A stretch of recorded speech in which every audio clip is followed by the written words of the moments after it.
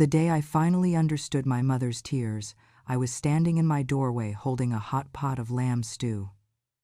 The winter wind came in like a cold hand, and my slippers were wet from the rain. My son, Bilal, sat in his car at the curb, the engine running. He did not come out.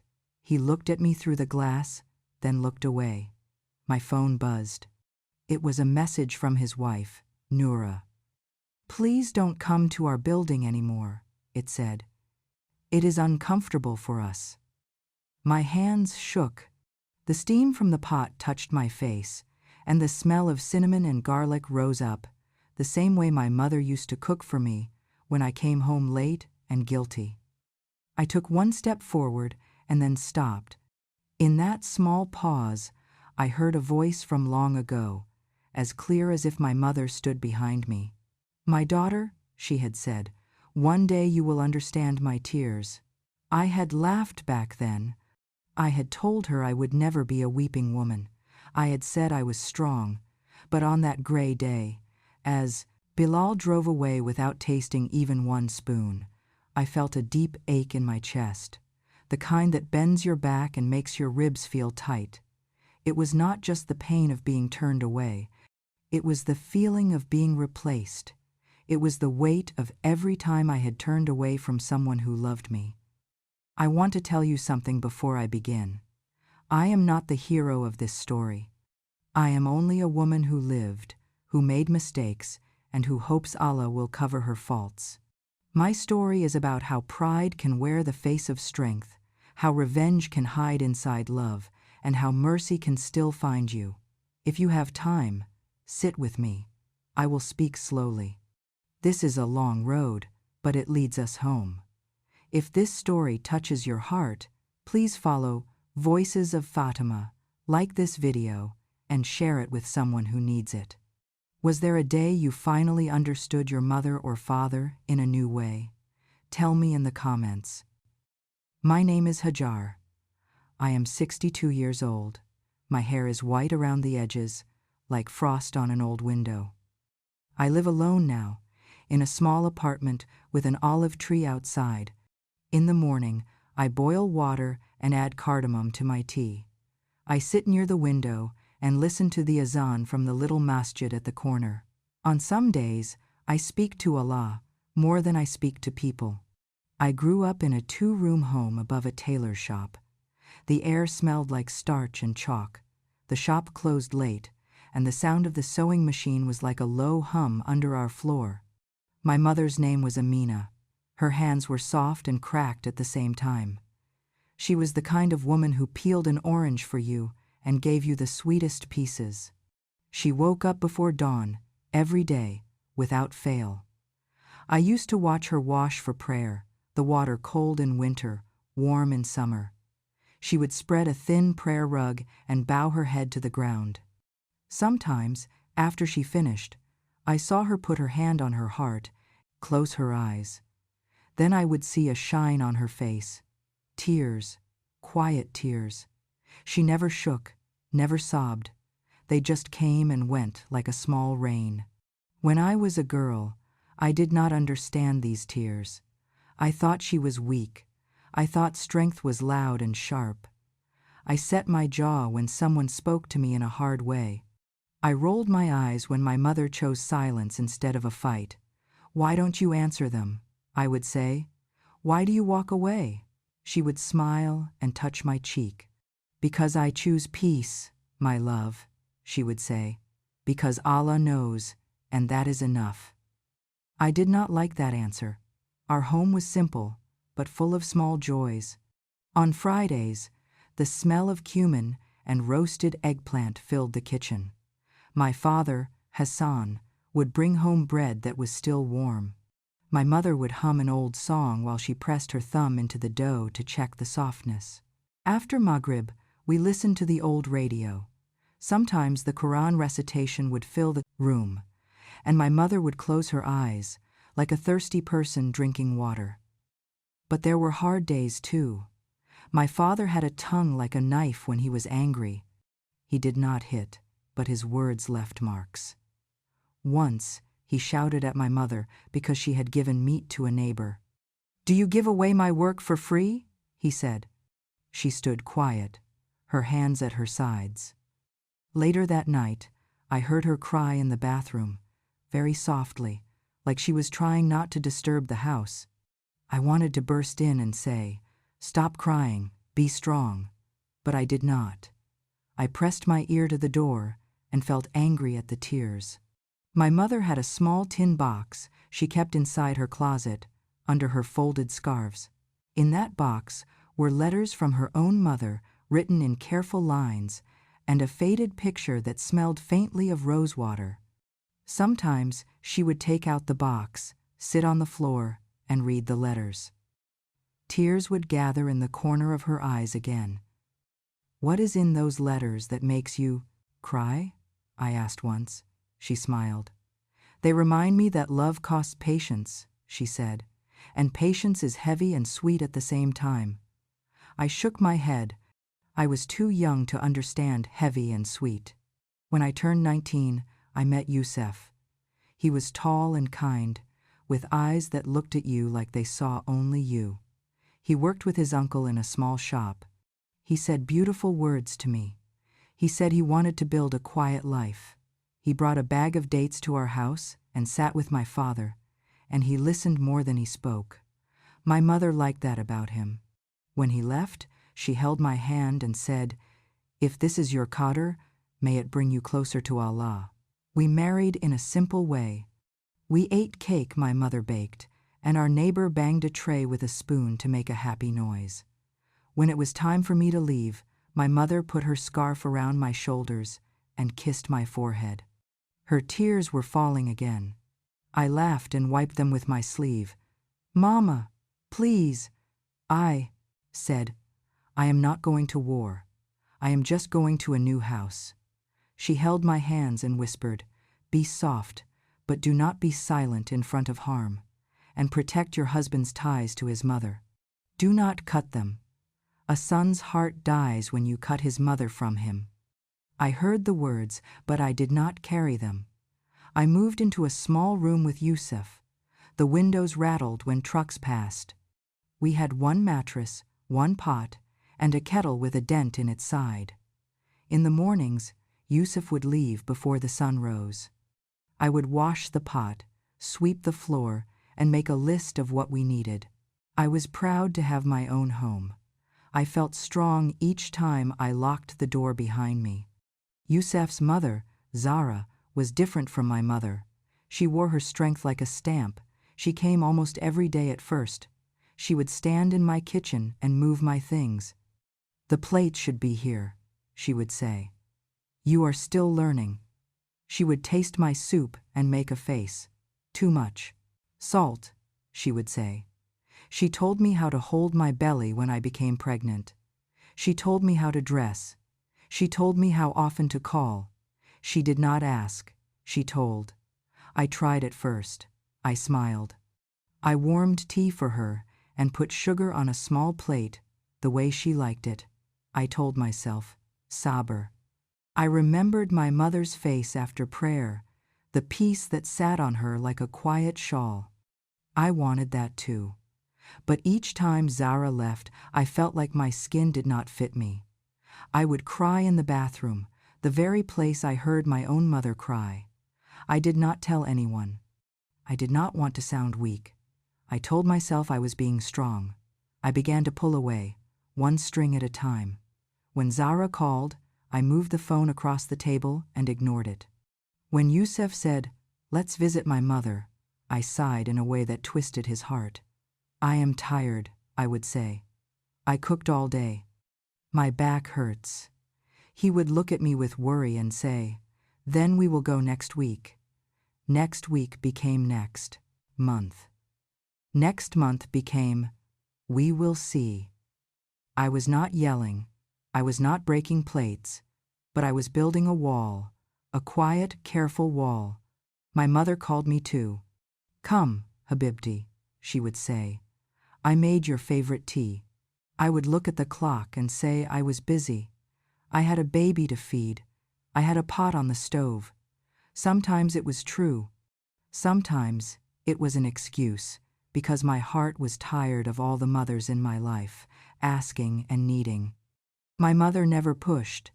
"When you can," she said. "I am here." Our first child, a girl, came on a night filled with rain. We named her Layla. She had a small mouth, a rosebud that opened only to cry and to drink milk. Zara came the next morning and took Layla from my arms. She rocked her hard, the way she liked, and said, "She looks like our family." My mother came that evening. She stood by my bed, quiet, and kissed Layla's forehead so softly it was like a blessing. She whispered a dua into her ear. "May you be a mercy to your mother," she said. I felt something warm in my chest. I also felt a cold thing. It is strange how the heart can hold both.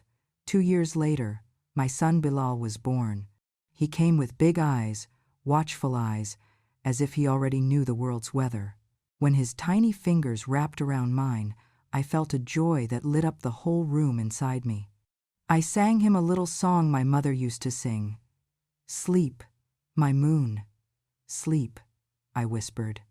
At that moment I thought, I will be the mother who never makes her children sad. I made a promise to myself I did not keep. Life became a series of small days. The azan woke us, the tea boiled, the bread warmed.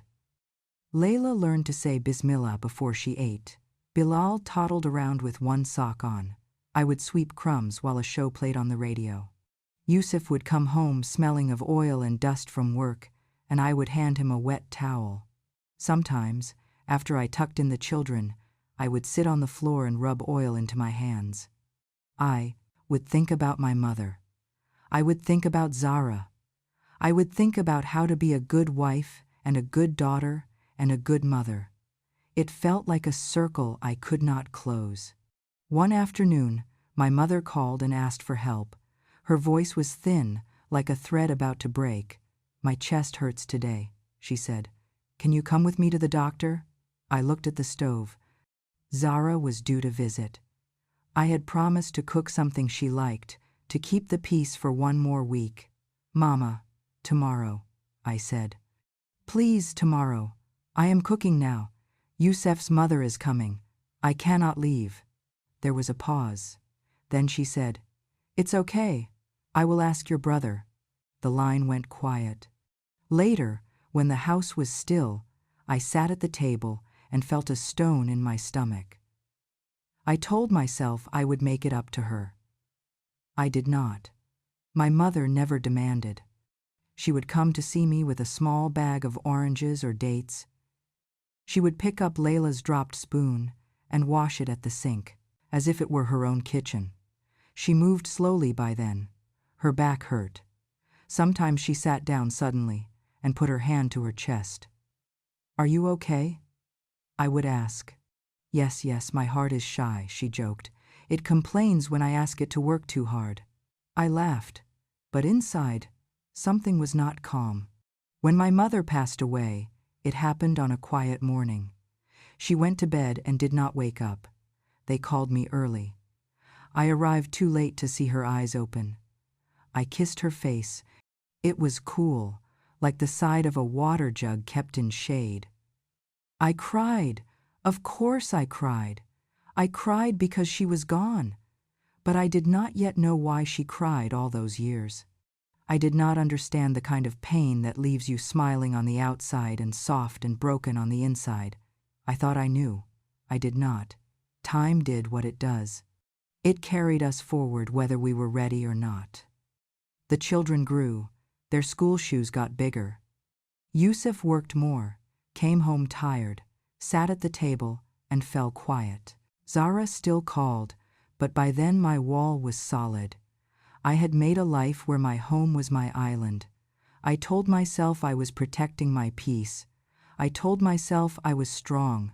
I did not see how often strength and pride wear the same color. At night, after I prayed Isha, I would sit on my rug a little longer. I would tell Allah about my day. I would ask him to forgive me for my sharp words, for my stubbornness, for the cracks I caused. I would thank him for my children's breath while they slept. I would ask for ease. I knew that every test came from him, and every ease came from him. I believed that. But belief is a light. It does not remove the mountains. It only shows you where to place your foot. When Bilal was 19, he began to help Yusuf at the shop. He looked like his father, and a bit like me. He had my mother's calm eyes. He teased me, took the chicken pieces I saved for myself, and smiled in a way that made me forgive him before he asked. I thought, this boy will never make me cry. I believed he would always come when I called. I believed love was a rope that could not break. I was wrong. The day I stood in the doorway with the pot of lamb stew, I felt a circle close. It was the same circle my mother had tried to warn me about with her quiet tears. It was the circle of choices, the small ones you think do not matter, the hurt you do not heal. The people you turn away from in 100 little ways. They come back to you, not as a punishment, but as a lesson you once refused to learn. Before the day Bilal drove away, there were signs. There are always signs. I did not read them, or I read them and looked away. We will come to that. For now, I want you to know this. I am telling this story with a soft heart. I am not here to blame. I am here to say what happened, how it felt, what it did to me, and how Allah brought me back to myself. If you are carrying something heavy too, maybe we can set it down together, even for a moment. The first time I met Noura, I remember her perfume. It smelled like jasmine at night, sweet and a little sharp. She was polite. She kissed my cheek and looked down when she spoke. Her voice was careful. She was beautiful in a neat way, like someone who keeps every thread in place. Bilal looked at her like he had found a secret. He kept glancing at me with a smile that asked for my blessing. I smiled back and served tea. I put 3 sugar cubes on a small plate because I did not know how she liked it. She picked up only 1. I noticed. I noticed small things. We had a simple nikah at the masjid. After the imam made dua, we all ate sweet things. I watched Noura with her mother. Her mother held her hand too tight, like she was afraid someone would take her away. I learned later that Noura's father had died when she was young. Her mother did everything alone. She was used to being the runner, the protector, the voice. I knew that kind of woman. I had become that kind of woman. The first weeks, I tried to be gentle. I sent food. I sent a new prayer rug with small flowers embroidered at the corners. I told myself, be the mother-in-law you wish you had. But I also sent advice. It slipped out like breath. Keep the rice in a glass jar, I wrote once. Ants will come to the paper bag. A few minutes later I sent, but you do as you like. The words, do as you like, are never soft. They carry a sting even when you smile. Noura did not say anything unkind. She said, thank you, Mama Hajar. She used the respectful words, but I saw her eyes turn a little glassy each time I suggested something. I saw her mouth press flat. I told myself she was too sensitive. I told myself I was helping. One afternoon, I went to their apartment without calling. I did not think it was wrong. My own mother used to appear at my door with a bag of oranges and no warning. I took a plate of stuffed grape leaves and a small vase with 3 roses from my balcony. When I walked in, I saw shoes lined up like soldiers. Everything was in straight lines. The kitchen was quiet, the counters shining. The vase I brought was too bright for that room. Noura came from the bedroom, a scarf loose around her shoulders. She touched her hair as if to fix it. Oh, she said, you came. I laughed. Yes, I brought food, I said. I went to the sink and began to wash my hands.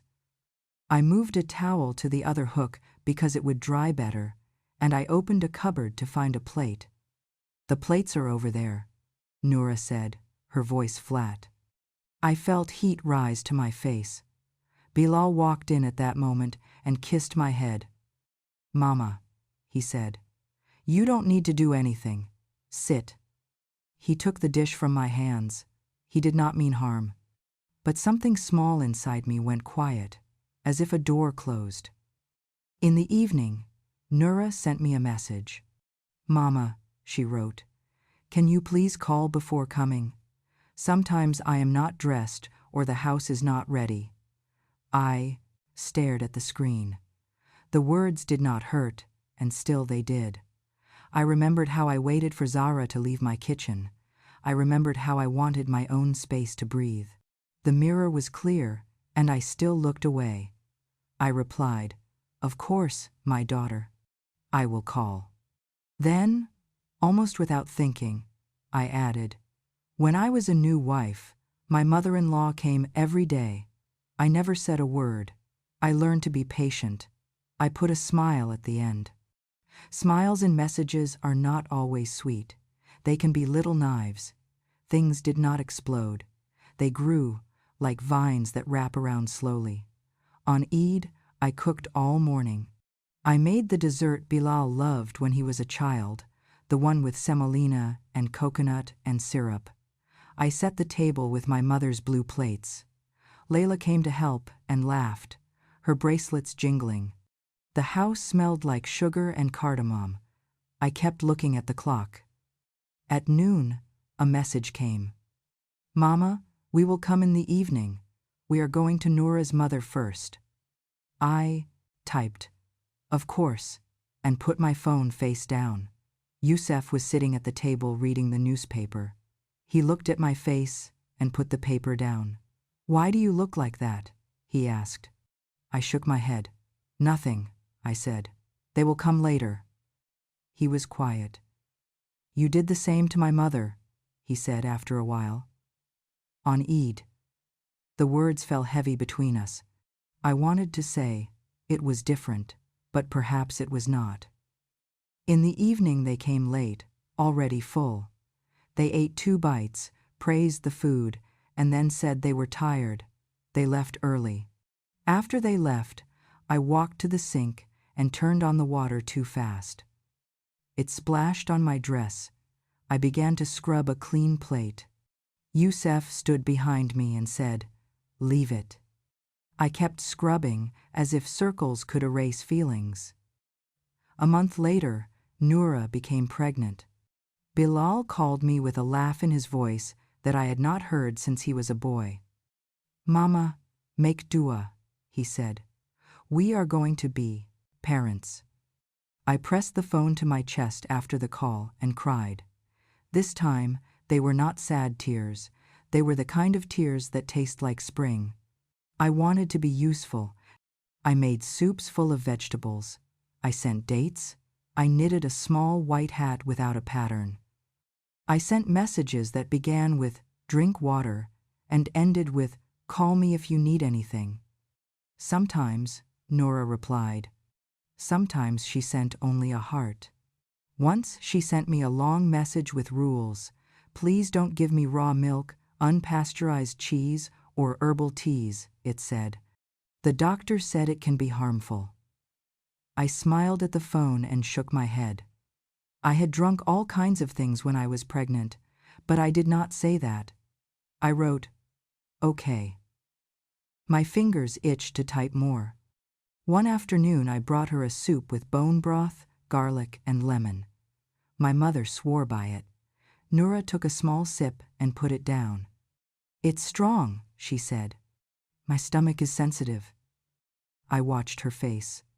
I wanted to say, "You must learn to accept what elders give you," but I swallowed the words. Swallowing words is not the same as not thinking them. They sit inside your throat like stones. A week later, she had some bleeding. She went to the doctor and all was okay, alhamdulillah. But her fear grew. She became careful in a way that sometimes felt like offense. She asked Bilal to tell me to give her space. He did not say it in a harsh way. He said, "Mama, we love you, but Noura gets stressed. We are trying to keep everything calm." I nodded and said, "Of course." Then I went to my prayer rug and put my forehead on the ground and told Allah all the words I did not say to my son. Layla visited me often then. She brought me pomegranates and sat on the floor while peeling them with a spoon. "Mama," she said one day, her hands red with juice, "your face changes when you talk about Noura. Maybe you are holding your breath around her."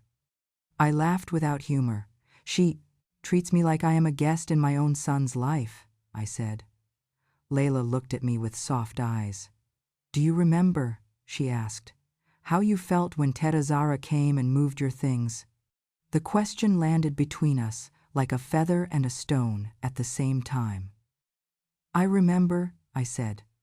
The memory made my chest tight. But Zara did not know how to be gentle. Layla smiled. "Mama, sometimes you are not gentle with words," she said. "You say them softly, but they are heavy." I wanted to argue. I did not. Another day, I ran into Noura's mother at the market. She was picking tomatoes with careful fingers. I greeted her. She returned the greeting politely, but there was a wall in her eyes. We stood side by side for a moment. "Your daughter is a good woman," I said. She nodded. "She is," she said. "She needs support. First pregnancy is scary." I agreed. Then she added, without looking at me, "And she needs peace. No surprises, no pressure." I understood the meaning. I nodded and said nothing. The tomatoes in my bag felt heavy. The day of the stew came after a week of small cuts. Bilal did not answer 2 of my calls. When he called back, he said he was busy and hung up quickly. Noura did not respond to my messages about the baby. I opened and closed my phone like a drawer. The house felt too quiet. I cooked the lamb stew because it always made my children feel cared for. I took a deep breath of its steam and thought, this will fix it. I walked to their building with the pot wrapped in a towel. When I reached the door, I called. No answer. I stood with the pot warming my hands and called again. After a while, I saw Bilal's car pull up. He did not get out. He looked at me and then at his phone. A moment later, my phone buzzed. It was Noura's message, the one that said, "Please don't come to our building anymore. It is uncomfortable for us." I looked up. Bilal's eyes were on me. Then they slid away. He started the car and drove off. The sound of the engine felt like a door slamming. I stood still until the stew did not smell like anything anymore. After that day, something changed in the air around us. We still spoke, but the words were thin. I tried to fix it with food, with gifts, with silence. None of those are the same as apology. Apology is a bridge. I kept looking for a boat. A month passed. I did not visit. I sent short duas by message and news about the weather, like strangers who share a bus stop. Then one morning, Bilal called. "Mama," he said, "we went to the doctor. The baby is healthy, alhamdulillah. It is a boy." I closed my eyes, and I saw a small head and tiny fists like rosebuds. "May Allah make him righteous," I said. My voice shook. "Can I come see you?" I asked. There was a pause. "We have plans," he said. Another day. I dressed nicely and sat by the window anyway. I boiled tea and poured it into a cup I had saved for a celebration. By noon, I knew he would not come. I emptied the tea into the sink and watched the brown swirl down the drain. I went to my prayer mat. I said to Allah, "You see me. You see my mother's daughter trying to be better and failing." Then one evening, I received a picture on my phone. It was a black and white image from the clinic. the baby's profile. The caption said, "Coming soon." A flood of words rose in my throat. I typed, "May Allah protect him. Can I knit a blanket?" I pressed send. No reply came that night. I put the phone under my pillow like I could sleep on top of my hope. 2 weeks later, I went to a small gathering at the masjid. The women were sitting in a circle, reading Quran together. We took turns. When it was my turn, my voice trembled. I thought about how the Quran was sent as a healing, a mercy.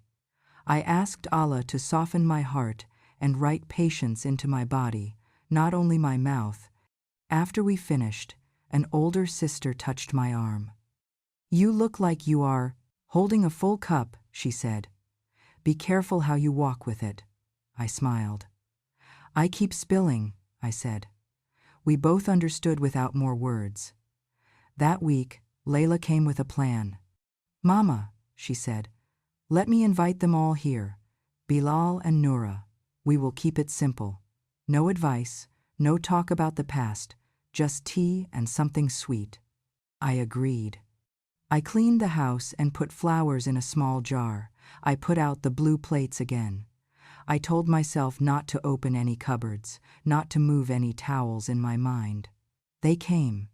Noura looked tired and beautiful. Bilal hovered near the door like a bird ready to fly. We sat. I asked about the baby's kicks. I asked about their work. I told a small story about Layla's school days to fill the space. It was almost calm until I made a mistake with my mouth. Noura was saying how her doctor had a strict plan. Without thinking, I said, "In our time, we did not run after doctors for every small thing. We trusted Allah and common sense." I smiled. The room cooled. Noura's face closed. Bilal shifted in his chair. I heard my own words like they belonged to someone else, someone I knew too well. The visit ended early. After they left, Layla sat on the sofa and rubbed her forehead. "Mama," she said, "you are holding your cup too high." I sat next to her and covered my face with my hands. "I don't know how to put it down," I whispered. In the middle of the night, my phone lit up. It was a message from Bilal. "Mama, I have to say this plainly," it said. "Noura feels unsafe around you because of the way you speak and act. We need to protect our home. Please give us space until after the baby is born." I read it again and again. The words "unsafe" and "protect" were like stones on my chest. I did not sleep. In the morning, I went to Youssef. He was sitting in the chair by the window, his face grayer than it used to be. He had been coughing for weeks. He looked at the phone screen, then at, "Remember my mother," he said softly. "Remember when you told me, 'Choose me every time she asked for you'?" He continued, "A son's heart dies when you cut his mother from him." The words came back to me, my mother's words at my wedding. They were a seed that I had never watered. Now it began to sprout in my chest, and it hurt. Then came the night that shook the fragile pieces we had left. Noura went into labor early. Bilal called me while driving to the hospital. "Mama, make dua," he said. "Please make dua," I said, "Ya Rab," again and again. I put on my scarf and reached for my shoes. Youssef looked at me and shook his head slowly. "Wait," he said. "Let him call you. Don't go unasked." I stood by the door with my hands shaking. I sat down. I stood up again. Then I chose. I chose to go. I took a taxi. The hospital smelled like bleach and boiled linens. The lights were bright and did not care that it was night. I went to the front desk. "My daughter-in-law is having a baby," I said. "Her name is Noura." The nurse nodded and told me to wait. I sat on a hard chair. My knees hurt. I made dua with every breath. My heart was knocking like someone trapped inside my ribs. After some time, a nurse came. Her face was polite. "The patient is not receiving visitors," she said. "Her mother is with her." My mouth opened. "I am her husband's mother," I said. My voice sounded old in that clean hallway. "Please, I just want to sit a little, to make dua in the corner." The nurse shook her head. "Her husband asked that we keep it quiet. They will call you." It was a lie, perhaps. Or perhaps it was the truth in different words. It did not matter. The result was the same. A closed door is a closed door. I called Bilal. No answer. I sent a message. "I am here in the lobby." The little circle turned, and then the message did not show as seen. I sat, I stood, I went to the bathroom, and washed my face with cold water. When I returned, a woman was at the desk with a bag. It was Noura's mother. She saw me and her mouth tightened. "This is not good," she said. "You should not be here. She is sensitive, her blood pressure." Her words were ice. I said, "I am not trying to fight." My voice cracked. "I only want to be near." She looked at me with eyes that had learned to fight every battle alone. "Near is not always helpful," she said. "Sometimes it is a burden." The sentence struck me like a slap. I thought of Zara, of my mother, of every woman who cried quietly because the people near her were too heavy. I stepped back. I leaned against the cool wall. I tried to breathe. I whispered, "Ya Latif, Ya Rahman," again and again, calling the gentle, the merciful. A security guard walked by and then stood nearby. He was not threatening. He was a sign. I was becoming noise, a problem to be managed. I took my scarf and pulled it tighter around my head. I decided to leave. As I walked out, the elevator opened and Bilal stepped out. His face was pale with fear and joy.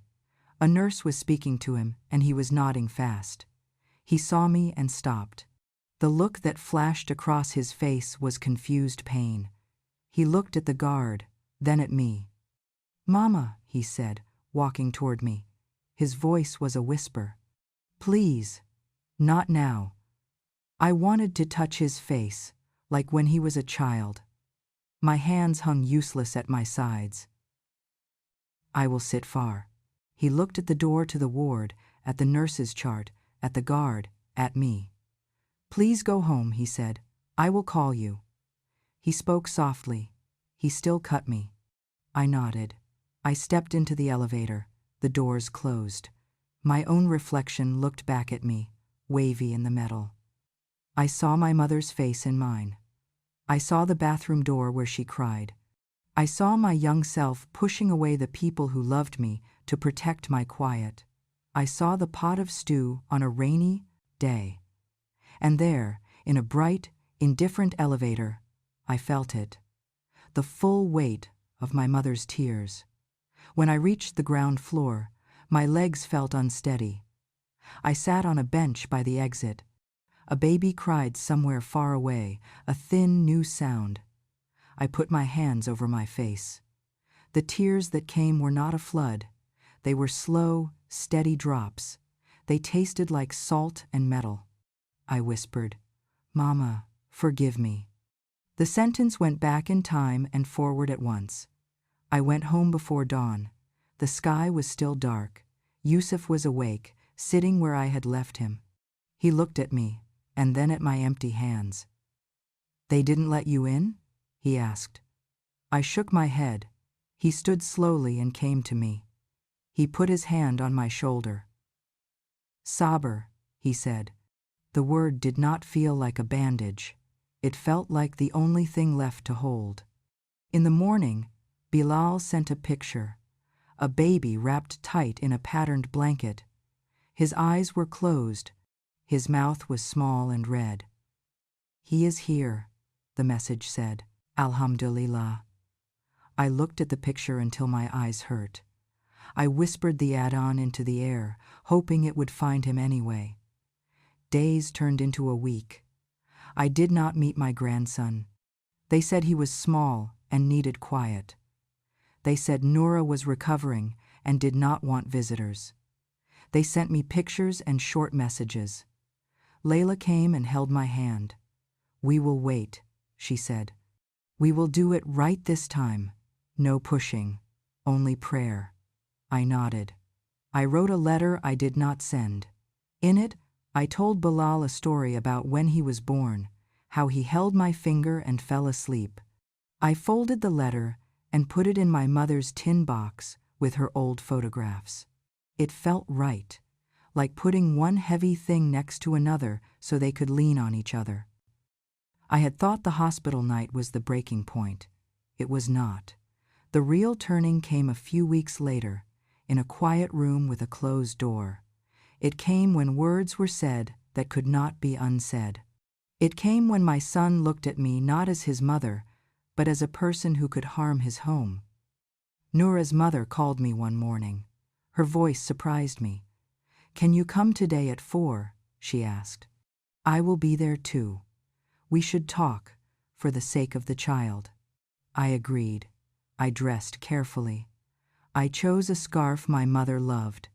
I put a small gift in my bag, a soft blue blanket I had finally finished knitting. I told myself, today I will be gentle like water. I will be patient like the old trees. When I arrived, the apartment was quiet. The baby was asleep in a small bassinet by the window.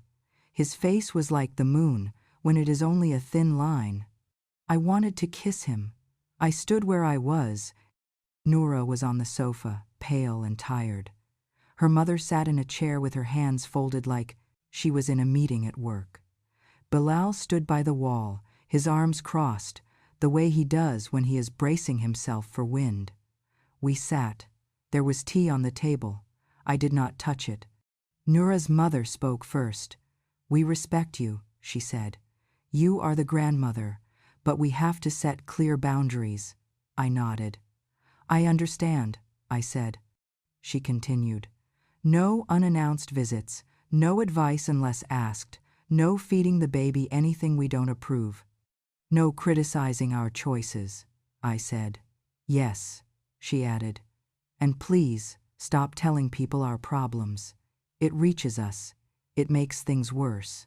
I looked at Bilal. He looked away. My mouth went dry. "What do you mean?" I asked. Noura took a breath. "The neighbor sent me a voice note," she said softly. She played it.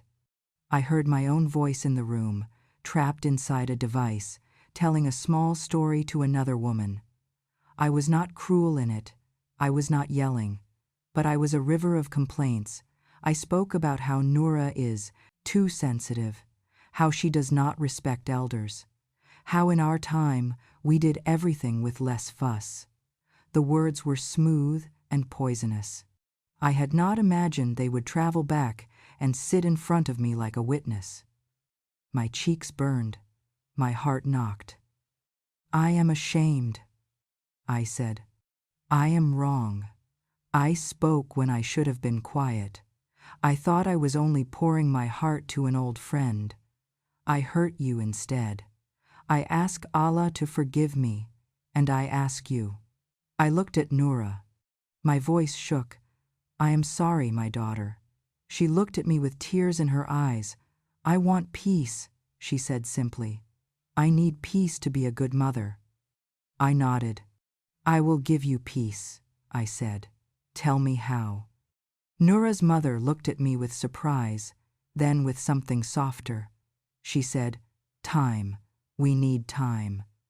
Bilal uncrossed his arms and sat down. He rubbed his temples. "Mama," he said, "I feel like a rope that two people pull. I love you. I love her. I cannot be a good husband if I am trying to protect both sides from each other." His words cut clean. I took the blue blanket from my bag and placed it gently on the arm of the sofa. "When you are ready," I said, "wrap him in this. Tell him his grandmother's hands made it." I stood. "I will go now," I said. I did not cry in front of them. I wanted to leave them with my calm. At the door, Bilal followed me. He stood close and whispered, "Thank you for saying sorry." I nodded. "I mean it," I said. "Tell Noura I will not come for now. Call me when you want." He looked at the floor. "There is something else," he said. "I was not going to tell you, but maybe it is better to speak plainly." He told me he and Noura were thinking of moving to another city. The rent would be cheaper. His work had offered a small transfer. Noura's mother had a cousin there who could help with the baby. He spoke quickly, the way we do when we do not want to hear our own words. I stood with my hand on the doorframe. My stomach turned cold. "When?" I asked. "Soon," he said. "In a month." I nodded. I walked home slowly. The street felt longer than usual. The olive tree outside my window looked like it was holding its breath. I sat in my chair and looked at my hands. They were the same hands that washed my children when they were small, the same hands that cooked and cleaned and held. They looked like strangers. That night, I could not sleep. I remembered a night many years ago. Zara had called and asked Youssef to come fix a leak in her ceiling. It was winter. It was raining. I had made a soup, and I did not want him to leave. I said, "Call someone else," sharp like an arrow. He stayed. The next day, Zara's living room smelled like damp. She did not say a word to me. She made tea and asked about the children. When she closed the door after we left, I saw her wipe a tear with her scarf. I walked down the stairs and did not look back. That memory held my face and made me look at it. The days went by. I did not send messages. I sent duas into the air and hoped they landed where I could not. I tried to fill the time with other things. I attended a class at the masjid about the heart. The teacher said, "The heart is like a garden. What you water grows." I thought about what I had watered all these years. I had watered my pride with the water of, "I am right." I had watered my hurt with the water of old stories. My garden had many thorns. Then a small message from Bilal. "We can visit on Sunday," it said. For 1 hour, I cleaned the house as if it were a holiday. I baked the dessert that is soft and sweet in the middle. I put a clean sheet on the bed in case Noura wanted to lie down. I put a chair near the window where the light is soft. They came. Noura was quiet.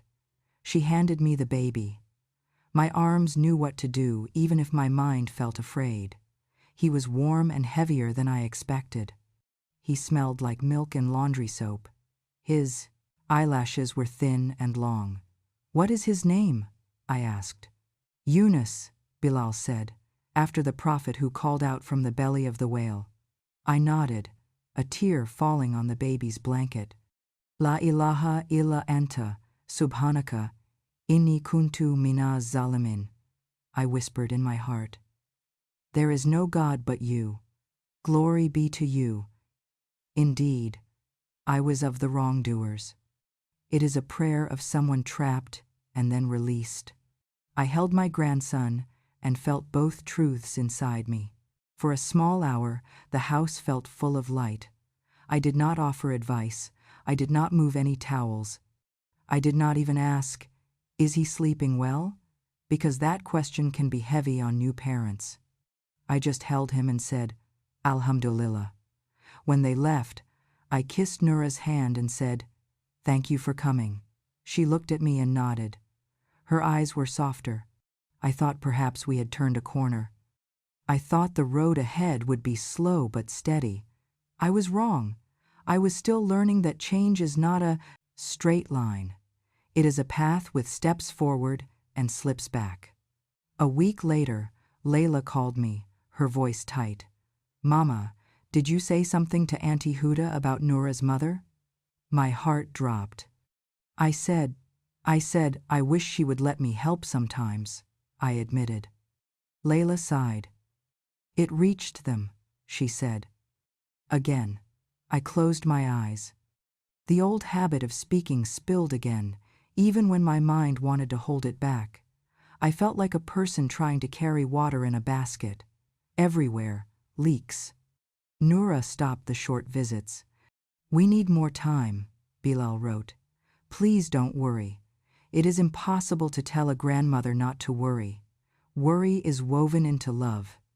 Still, I tried to pray my worry into trust. After Fajr, I sat longer. I told Allah, "You gave me this child and then his child. You know how much I love them. Teach me to love them in a way that does not choke them." Yusuf's health worsened. He coughed deeper. His face became thinner. He went to the clinic, and they gave him pills and told him to rest. He did not say much. Sometimes I found him looking at the wall, like he was listening to something far away. One night, he took my hand. "If I go before you, don't be alone in your heart," he said. "Let people in, even when it hurts. You close your doors too quickly." I wanted to argue. Instead, I pressed his hand to my cheek and let a tear fall into his palm. One afternoon, a message came from Bilal that pulled the ground from beneath my feet. "Mama," it said, "we signed the papers for the new apartment. We are moving next week." I felt dizzy. I sat down. I wrote back, "Can I see you before you go?" The answer came after a long silent stretch.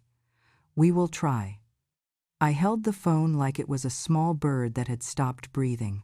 I did not hear from him for 2 days. On the 3rd day, I decided to go buy small things for their new home. Towels, a dish rack, a set of cups with blue flowers. I told myself I would leave the bag at the door and walk away. I believed this plan would not feel like pushing. I believed wrong. When I reached their building, I saw an open truck. Men were carrying boxes. Noura was on the sidewalk, her scarf tied tightly, giving directions to the movers. Bilal was inside talking to someone on the phone. I stood across the street with my bag. I could have stayed there. I could have placed the bag discreetly by the door. Instead, I crossed. "Noura," I said, my voice small against the noise of the street. She turned, surprised. "Assalamu alaikum," she said. "Wa alaikum assalam," I answered. I held out the bag. "Small things," I said. "For your new kitchen." She took the bag and thanked me. Then she said, "We have to go now. The baby is at my mother's." I nodded. I wanted to ask, "Why didn't you tell me?" But the answer was already in my chest. Bilal came out. He looked tired. His forehead had a deep line I had not seen before. He kissed my hand and said, "Mama." Then he spoke quietly, too quiet for the movers, loud enough for me. "Please let us go in peace," he said. "Please don't make it harder." The words were not said in anger. They hurt more because of that. I stepped back. The bag that had felt kind now felt like a rock in her hands. I turned to go and almost collided with the neighbor from the 2nd floor. She smiled at me in that way people smile when they know a story. She said, "Moving so soon? Noura's mother must be happy." The sentence blew like dust into Bilal's ears. He looked at me quickly, a flash of accusation, a flash of pain. "Mama," he said. "Please." He did not finish the sentence. He did not need to. That night, my home was a sea. I walked from the window to the kitchen to the sofa and back. Every room was a wave. I opened my mother's tin box and took out a letter. It was a simple one. "My Amina," it began. "Keep your heart soft. Hard hearts break into sharp pieces." I cried over that thin paper until it rippled. The move happened. The apartment went empty. The echoes changed. Even the building seemed to sigh. The new place was not far, but it felt like another country. I did not go. I did not call. I waited. Waiting can be steady like a tree or can be noisy like a market. My waiting was the noisy kind at first. Then, slowly, it quieted. Then came the message that laid the turning point bare. It arrived on a Thursday night. "Mama," Bilal wrote, "we want to be honest. The way things have gone these last months has hurt us. We need to step back for a while. We will send you updates and pictures. We will not visit. Please do not visit us. We need to protect our peace." He ended with, "We love you." Love is strange. It can sit next to words that shut doors. It can be used as a soft covering over hard rules. It can be genuine and still cut. I held the phone and felt the same ache I had felt in the doorway with the pot of stew, the same ache I had felt in the hospital elevator. This time, something moved inside that ache. It opened like a slow flower and showed me what was at the center. I had become Zara in some ways. I had become the woman who arrived unasked, who moved things, who held on too tight, who believed her way was the only way. And I had been Amina too, the woman who cried softly in bathrooms and held her tongue and let the world think she was fine while her heart carried weights. I was both. I was all. I was the one who cut and the one who bled. I finally saw it clear. That is the moment that changes a life. Not when someone betrays you, not when someone shuts a door, but when you see your own reflection and say, "I did this. I helped build this pain," I wrote back to Bilal. My fingers were steady. "I hear you," I wrote. "I will respect your space. I will not come. I will not call. I will make dua for you every day. Your home is safe from my habit of talking." I put it down, I added. "Tell Noura I am sorry again." I did not ask for a date to see them.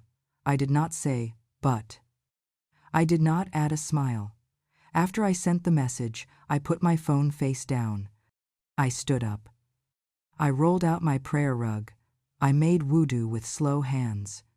The water was cool on my face, on my wrists. I stood and then bent, and then put my forehead on the ground. I stayed there a long time. I talked to Allah without words. When I sat up, I felt empty and full at the same time, empty of plans and arguments, full of a quiet I had not felt in years. It was not peace. It was the place where peace might grow if I watered it right. That night, I dreamed of my mother. She was young in the dream, her back straight, her hair thick. She smiled and did not speak. She put her hand on my chest, where my heart beats its small drum. In the morning, I woke with my pillow wet. I did not feel broken. I felt like a door had finally opened in a room I did not know was there. The turning was not a miracle. It was not fireworks. It was a slow acceptance that leaked through my bones. It was the knowing that Allah sends us the same lesson in different clothes until we learn it. My lesson had been love and pride and silence and apology. It had been patience and impatience walking side by side. It had been a son at a door and a mother at a sink and a baby sleeping near a window. When the sun rose that morning, the birds began to call to each other. The olive tree outside my window caught the light and held it like a blessing. I whispered, "Alhamdulillah," for the pain, for the lesson, for the chance to do better. I did not know yet how the story would end. I only knew that I had finally understood my mother's tears, not in my mind, but in the place under my ribs where truth sits and waits. I kept my promise. I did not call. I did not visit. I prayed for them by name after every salah. I wrote their names in a small notebook with a blue cover and a thin ribbon. Each page was a dua. Each line was a step away from my old ways. My mornings became quiet and simple. I boiled water and put 2 cardamom pods in my tea. I opened the window a little and let the air touch my face. The olive tree outside shook its leaves like it was whispering. The azan came from the corner masjid, soft and steady, like a hand on my shoulder. After Fajr, I read a page of Quran, and then I read it again in a slow voice. I held the words in my mouth like medicine. I told Allah about my pride. I told him about my tongue. I told him how I wanted to love without hurting. I asked him to send me the kind of patience that does not make you hard, but soft and steady. Layla checked on me. She came with fresh bread and stories from her day. She sat on the floor near my feet, like when she was small. "Mama," she said, "I can see you changing." I smiled a little. "I am trying," I said. "Change is slow in old bones." She squeezed my hand. "Allah can make mountains move," she said. I said, "Ameen," and let my heart agree. I began to notice the women around me more. The widow 2 floors down who watered her plants at night because she did not like gossip. The young mother at the masjid who always tied her scarf too fast and lost her pins. The market lady with a limp who stood all day by the tomatoes. When I greeted them, I looked into their faces and waited for their answers. I tried to be a person who brings light, not noise. At the masjid, I joined a small group that cooked once a week for families who needed it. We did not post pictures. We did not take names. We only filled pots and wrapped bread and said Bismillah. Sometimes I put a note on top of the food. "From a sister who makes dua for you," it said. It made my chest feel warm. It reminded me I could still give without touching what was not mine. One day, I was leaving the masjid when I saw a familiar figure sitting on the low wall outside. It was Zara. Her scarf was a deeper brown than before, her face smaller, her hands thinner.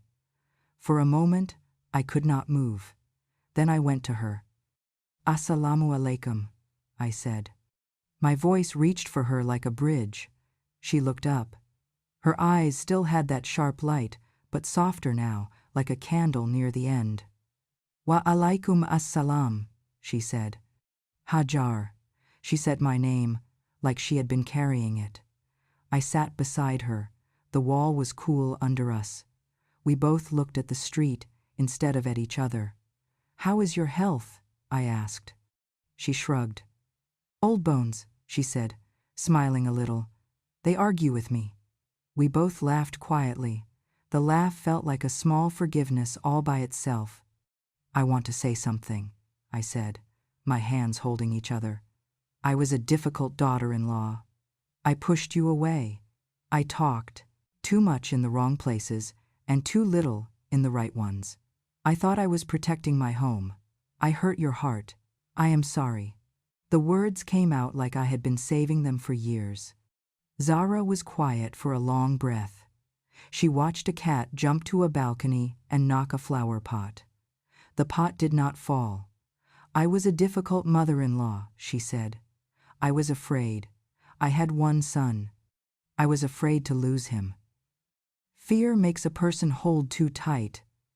Tight hands hurt. She took a slow breath. "I am sorry too." We sat with that. The street sounds moved around us like water. 2 young boys ran past, their school bags bouncing. A man called to another across the road. Life kept flowing. We had been 2 stones in the stream for many years. We had made the water go around us. Now we had moved a little, and the water found an easier path. "Do you want to come for tea?" Zara asked. "Not to move my towels," she added, the corner of her mouth lifting. I laughed. "Only to drink," I promised. We went to her home. It smelled like lemon soap and old wood. We drank tea without stories about the past. When I left, she pressed a small pair of gold earrings into my hand. "I have kept these for years," she said. "I thought I would give them to your daughter one day. Give them to her for me." My eyes filled. "I will," I said. "Thank you." We did not hug. We held each other with our eyes. Yusef's cough grew deeper that winter. He slept in the chair by the window sometimes because he could breathe better sitting up. I made him soups and put a blanket on his knees. He looked at the olive tree a lot and said less. Once, he put his hand over mine and said, "I feel like the tide is going out." I pressed his fingers. "We will stand until it does," I said. He nodded. We went to the clinic. They gave us more pills. They wrote numbers and dates on small slips of paper. The nurse smiled in a soft, tired way. "Rest," she said. "Eat." We did what we could. At night, when I heard Yusef's breath go rough, I sat near him and read from the Quran. I did not ask Allah to change the decree. I asked him to make it gentle. Bilal sent pictures of Yunus sometimes. In one, he wore a small blue hat. In another, he held a spoon like a flag. In a video, he laughed at the sound of a paper bag being crumpled. I watched these small films like a thirsty person drinks water, sip by sip. I did not reply with long messages. I sent only MashaAllah and a small dua and a heart. It was not my style before. It became my style now. One evening, Layla came running up the stairs with her scarf all crooked. "Mama," she said, "Noura's mother hurt her wrist. She cannot lift the baby for a while." My heart jumped and then settled. "I will not go," I said. "I will not push." Layla nodded. "Good," she said, "but we can still help." We cooked quietly. We put food in simple containers. We bought diapers and diapers, wipes. We wrote, "From Layla," on the bag. We left it by their door. We walked away. 2 hours later, Layla showed me her phone. There was a picture of Yunus in his small bed and a message. "Tell your mother thank you," Noura wrote. The soup was perfect. She did not ring the bell. That was a blessing. I touched the screen, as if I could touch the soft hair on my grandson's head. I whispered, "Alhamdulillah." One night, Yusef called me from the chair. "Hajar," he said, "come sit." I sat. He took a long breath. "If I go first, promise me you will not close your heart. Promise me you will forgive our son if he forgets himself. Promise me you will forgive yourself if you remember yourself too much." He smiled. "And promise me you will visit Zara sometimes. She loves you in her own difficult way." I cried without sound. "I promise," I said. He closed his eyes and nodded. "Good," he whispered. A week later, Yusef returned to the one who made him. He went in the morning, after Fajr, in the chair by the window, the sunlight touching his face. I had just brewed tea. I turned to tell him something small, and the room answered me with a quiet I had never heard before. I put my hand on his shoulder. I said his name. The world was both sharp and far. I called Layla. I called Bilal. I called the Imam. The day of his janazah, the sky was a clean blue, the courtyard of the masjid filled with men and women moving in slow lines. I sat on the side with the other women. Zara sat next to me and held my hand hard. She did not let go. Bilal stood in the front row. I saw his shoulders shake once before he held them still. After the prayer, people came to hold me and say the right words. Their words floated around me like little boats on a wide water. Noura came, holding Yunus, who was wrapped in a white blanket. She stood in front of me, and then she sat on the floor and put Yunus in my lap. Her eyes were wet. "I am sorry for your loss, Mama Hajar," she said. "May Allah give him Jannah."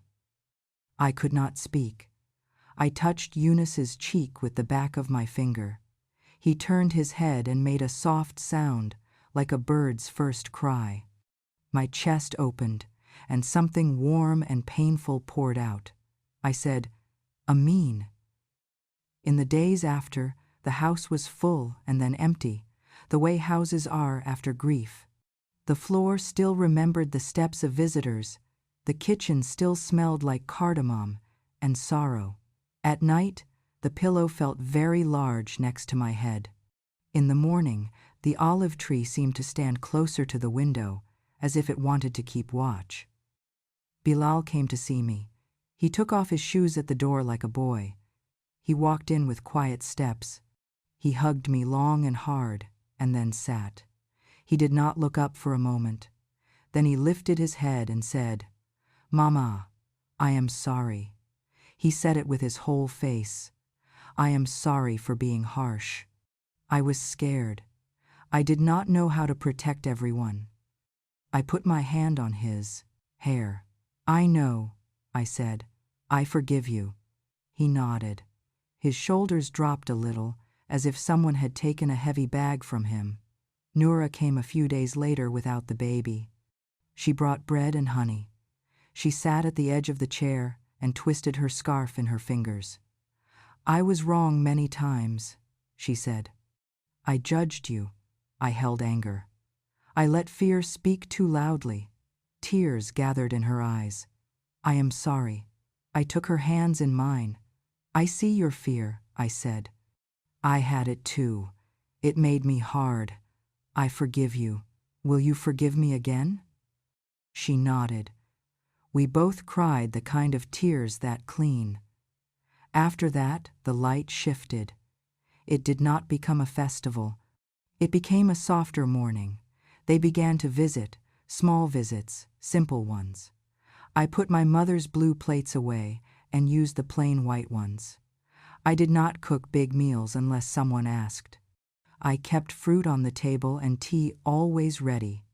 I did not move their bags when they put them down in the wrong place. I let things rest where they landed. We made rules together like people who respect each other. If I wanted to come, I asked. If they said no, I said okay, and I did not ask for a reason. If I wanted to give advice, I first asked, "Do you want to hear what I think?" If they said no, I put my advice in my notebook and told it to Allah. If they wanted help, they told me what kind, and I did only that, not more. These small rules felt like a fence that protected a garden. Once Noura called me and said, "My mother is tired today. Can you take Eunice for 2 hours while I sleep?" I said yes, and I did not ask why her mother could not do it. I took Eunice to the park. He ran after birds and laughed at the way they moved. He fell and scraped his knee and looked up at me with shock. I kissed his forehead and said, "Bismillah," and he stopped crying like someone had turned off a tap. When I returned him, Noura's face looked rested and grateful. "Thank you for only 2 hours," she said. "Thank you for bringing him back on time." I smiled. I felt proud of a small thing. It was a new kind of pride, the pride of not crossing the lines. I kept my promise to Yusuf and visited Zara. We sat and looked through her old box of photos. There was one of Yusuf at 10, his hair sticking up, his teeth too big for his mouth. We laughed until tears came, the good kind. Another day, Zara leaned back and closed her eyes. "I am not afraid anymore," she said. "I think of the Prophet's promise that the old woman who sweeps the masjid is seen by Allah. I cleaned many floors. Maybe Allah saw." I held her hand. "He saw," I said. She went back to him on a Sunday afternoon, after Duhur, with her prayer beads in her hand. I washed one of her scarves and ironed it for her shroud. I kissed her forehead and said, "I forgive you." I felt she heard me from the other side of the thin curtain. I visited my mother Amina's grave too. The cemetery was full of birds and quiet names. I brought a small bottle of water and poured it on the dry earth of her resting place. I sat on the low stone and spoke to her in a whisper. "Mama, I understand now," I said. "Your tears were not weakness. They were prayers, they were patience, they were the shape of love when it hurts." The wind moved the grass. I read Al-Fatiha and asked Allah to widen her place with light. One evening, a storm rolled through the city. The power went out. The apartment fell into a soft, dark. I lit a candle. The flame put a small, steady moon on the wall. Bilal called. "The power is out here too," he said. "We are fine." I listened to the rain hit the window. I thought of all the nights I had filled with words and worry. Now I filled this one with quiet. It tasted like mercy. Not every day was smooth. Once, a neighbor came to me with gossip like a tray of sweet things. "I heard," Noura said. She began. I held up my hand in a gentle way. "Sister," I said, "I am done with stories that break homes. If you love me, bring me good news or silence." She looked surprised, then she nodded. I felt like I had stepped out of an old pair of shoes that had made blisters and put on soft slippers. Another time, Yunus had a high fever in the night. Bilal called me. His voice was tight. "Mama, make dua," he said. "We are at the clinic." I wanted to run. My legs almost took me to the door. I stood still. "I am making dua," I said. "Text me what you need," he wrote. "Please bring paracetamol in the morning." I slept in my clothes. At dawn, I left a small bag at their door and walked away. Later a picture came. Yunus was smiling weakly. "Shukran," Noura wrote. "Gratitude is a thread that sews people back together." As months passed, the knot in my chest loosened. I began to understand something different about Sabr. Patience is not silence that swallows your voice and makes you bitter. Patience is trust that Allah sees what you cannot, so you can let go of your need to control. It is the faith that the one who writes the story knows where to put the commas and where to put the full stops. Sometimes I sat with my notebook and wrote to my younger self. "Do not roll your eyes at your mother's tears," I wrote. "Ask her what she is carrying. Put half of it on your back. It will not break you, it will make you wider." I wrote to my future self too. "If you live to hold a great-grandchild," I wrote, "hold that child with open fingers. Let him have a wind around him. Love that does not choke feels like spring." On the first Eid after Yusuf died, the morning was bright and kind. I went to the masjid early. The air smelled like new clothes and rose water. The children ran in shoes that squeaked. After the prayer, I stood near the door and watched families greet each other. Then I felt a little hand put something in mine. It was a folded paper, warm from a small palm. I looked down. Yunus stood there, his eyes like moons. "Open," he said. I opened the paper. Inside was a drawing. 3 stick figures holding hands. One had a round scarf. One had short hair. One had a small curl. Above them, in shaky letters, it said, "Baba, Mama, Yuns." And under the one with the scarf, it said, "Jeddah, Grandmother." The word looked like a crown. I knelt. I kissed his head. "Eid Mubarak," I said. He laughed and ran away. Noura came and stood next to me. She put her hand on my arm. "Eid Mubarak, Mama Hajar," she said. Her voice was calm and full. It sounded like a prayer answered. Later that day, we ate together. It was simple: grilled chicken, salad, bread. Nothing heavy. The TV was off, the window was open, the olive leaves made a small music. We did not talk about the past. We did not make lists of who did what to whom. We spoke about Yunus's new love of trucks, the price of tomatoes, a new neighbor who sings too loud in the morning, ordinary things. After they left, I washed the plates and hummed an old song my mother used to hum. I did not cry. Not all tears are for sadness. Some are for thankfulness, and they sit in the eyes without falling. Weeks later, Noura called me on a Tuesday. "Do you want to come with me to the park?" she asked. "It will be quiet. We can walk." I said yes. We walked slowly under the trees while Yunus kicked a ball in lopsided circles. After a while, Noura said, "I used to be angry with you, and then I was only afraid of you. Now I am not angry, and I am not afraid. I just want to be your daughter, not your project. I breathed in the cool air. I want to be your mother, not your judge, I said. We smiled at each other like people who have crossed a river and found dry ground on the other side. I began to make small amends in other places too. I sent a message to the neighbor I had used as a bucket for my complaints. "Forgive me," I wrote. "I poured poison in your ears. If I start again, stop me." She sent back a laughing face and a heart. "I love you," she wrote. "We all learn late." I called my brother and spoke to him about our mother, not in a way that judged his care or mine, but in a way that held her name with sweetness. We decided to give a small donation in her name to a sewing school for girls. The smell of starch and chalk came back to me like a blessing. My days filled with small acts. I fixed a loose stitch on my neighbor's curtain. I taught a young girl at the masjid how to make simple bread. I put a pitcher of cold water by the door for the delivery men in the hot months.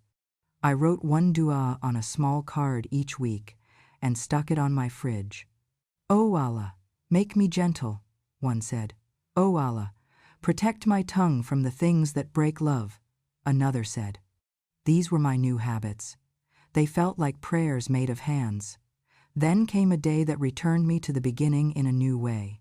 Eunice had a school event, a little program for the children to recite small lines and sing simple songs. Nora sent me a message in the morning. "If you are free, come," it said. "We saved you a seat." My eyes filled before I answered. "I will be there," I wrote. I ironed my scarf and wore the perfume my mother liked, the one that smells like orange blossom and clean laundry. I walked to the school with my heart beating like a drum before a wedding. The room was full of small voices and small shoes and big laughter. I found the seat with my name written in shaky letters. "Jeddah," it said again. Nora smiled at me from the next row. The teachers brought the children out. They stood in a crooked line. The teacher whispered the words, and they repeated. When it was Eunice's turn, he looked at the room and then he looked at me. He waved in a small, secret way. I waved back. He said his line, "Be kind, even when your heart is tired." My breath caught. My eyes filled. The teacher did not know what she had put into my day. Allah did. After the program, Eunice ran to me. He climbed into my lap and put his arms around my neck. "Did I do good?" he asked. "You did beautiful," I said. Noura came and put her hand on my shoulder. "Thank you for coming," she said. "Thank you for staying." I held both of them in my eyes and my heart and whispered, "Alhamdulillah." Sometimes I still cried.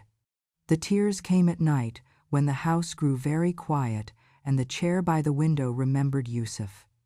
They came when I peeled an orange and found the sweet pieces, the way my mother did for me. They came when I opened the old tin box and read a line from a letter that had yellowed at the edges. But the tears were different now. They were not sharp. They did not burn. They were water that feeds a tree. On a spring morning, I wrote a last letter to my mother and put it in the tin box. "Mama," it said, "I used to think your tears were a weakness that I would never accept. Now I know. They were the language of a strong heart. I am learning to speak that language. Pray for me from where you are, that I keep learning until my last breath." I pressed the paper down and closed the box. It clicked like a door. I do not believe life becomes perfect when you learn your lesson.